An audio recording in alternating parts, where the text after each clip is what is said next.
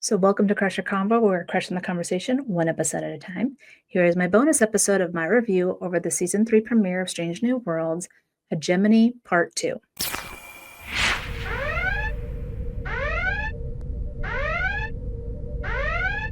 Now, if you have not seen this episode yet, please turn back now because there will be spoilers. Spoilers. What I really like is that it just jumps right into where it had left off. So it doesn't leave us hanging and it kind of just gets right to the point. As much as I have enjoyed the Gorn with Strange New Worlds, I'm hoping this is kind of going to be the last of it. Throughout the episode, they're trying to find a strategic way of trying to stop them. And they come with, let's put them to sleep. Sleep data. Best of both worlds, because that's exactly what happened with the Borg. Jean-Lucas Locutus had told them, put them to sleep, and that is what Data had figured out. They put them to sleep, and then they were able to get away. And I think in the same aspect, though, the Borg kind of came back full force. Well, I think the Gorn is going to come back full force, but I'm unsure if they're going to come back with Strange New Worlds and maybe even further down the line, maybe the end of season 5, or is this their way of saying how it happened in Arena?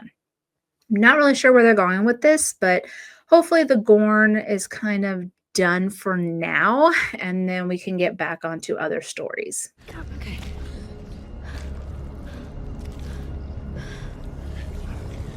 The one thing that I really did enjoy was with the away party. So it was La'an, Sam, M'Benga, and Ortegas had all gotten taken away with the colonists. And at first I thought it was a breeding pods that they were in. No, they were in feeding. So apparently they were being ingested to, I guess, either power up the ship or to feed the Gorn. Very gross. And I was all like, what the F is this? When I was watching it, but very alien. Kind of liked that different side. I kind of liked how it kind of shot through and you're going through the ship. Kind of reminded me of Independence Day a little bit. But still kind of curious how La'an got out of it. I don't know if it's because she's part augment due to Khan, or if it's just because she had been there before and learned some stuff that she was able to get out of that stasis. It's a little confused, but I thought the whole thing was cool. The one thing that I did notice was Ortegas, and because her hand was gone, they had their skin peeling off because of the acid. I instantly thought, oh my gosh, her career's over. I know we're in the future. They could probably figure out a new hand like we've seen in Star Wars, right? But I didn't know if this was going to affect her. So I kind of kept that in the back of my mind that this is the start of Ortegas' story for the season, and how is this going to play out?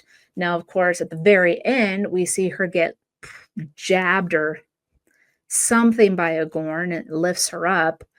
And of course, La'an blows its head off, which I thought was kind of cool. But she's bleeding profusely, and she's the only one that could fly the ship. And of course, that was her big thing. She's basically dying, but she's flying the ship out. And that was absolutely amazing. Yeah, it's interesting on where this is going, but I was all like, something's up with Ortegas.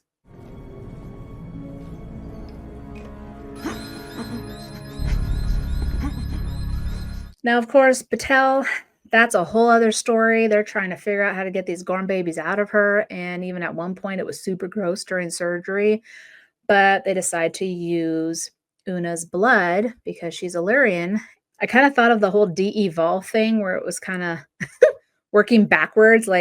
Then she was gonna absorb the cells of the Gorn babies. It's too technobabble for me, but I was like, all right, I'll roll with it. Even though she survived at the end, I don't think Batel's going to make it by the end of the season. I think something really, really bad's gonna happen to her. Maybe she even turns into a Gorn, like this whole hybrid. We've seen it in Aliens, guys, so it could happen. But I don't know. I don't have good feelings for Batel, so we'll see how her story goes. Did they just lose power? No. I think it was intentional. There was one moment when they were trying to figure out how to get to the Gorn ship, and it was binary stars, and all of a sudden they saw one of them kind of go into, Beverly would have loved this, but they had to get up to it. They saw it shut down, and then all of a sudden it was gone. I instantly thought of like the transwarp conduit. Well, all of a sudden they get into, with the Borg, they get into their little conduit part and it takes off, right? And I feel like maybe that's how they're able to hide, because however they shoot out, it just disappears in a different sector where they have never been explored before. And that's why the Gorn is able to hide away from everybody. That was my thought. We'll see how it goes. But I thought that was just an interesting way of telling that part of the story. We're all gonna die! It's working! It's working! Tell the bridge to patch it to the chutes. I really loved the Pelia and Scotty scenes. Pelia, of course, had been a educator, a teacher, whatever you want to call it, at Starfleet Academy. And clearly Scotty was one of her students. And apparently she was very hard, but she does it for a reason, because she also has faith in a lot of her students, especially Scotty, because she sees something in them. And there was this one moment where, it was funny because she was like scaring him into like trying to get it quickly done and don't hesitate. And, you got to take chances. But there was one moment when Scotty had said, "You're not my CEO." She had died. Pelia realized, she was like, this is why he has walls up. He doesn't want to get close to anybody because he's already lost everyone, because he was the only one that survived. And so she kind of realized, I need to keep a closer eye on Scotty. So I really enjoyed those scenes, and I can't wait to see what they have in store for them. Those are my quick thoughts on the first episode premiere of Strange New Worlds. I really did enjoy it. I think there's some questions about how they're going to play it out this season. And of course, not everything is perfect. The science isn't perfect. So if I had to give it 1 out of 5 Gorns, I would probably get it a 3.5. Wasn't horrible, but there was definitely questionable moments. So that is my opinion, obviously. What are your thoughts about this premiere? Comment below. Don't forget to hit that like button.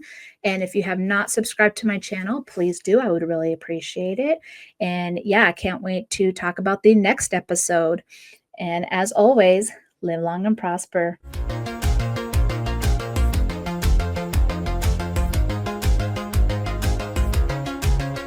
Don't forget, you can listen to all the audio versions of Crusher Convo on Apple Podcasts, Spotify, Good Pods, or wherever you listen to your podcasts. You can support the podcast by buying merch on TeePublic, buy me a coffee by scanning that QR code, or becoming a Patreon member for as low as $3 a month. But the best way to support Crusher Convo is to like and subscribe here on YouTube. You can also find me on Blue Sky, Instagram, Threads, or TikTok, so please follow me there. And of course, all this information can be found on crusherconvo.com. Crusher out.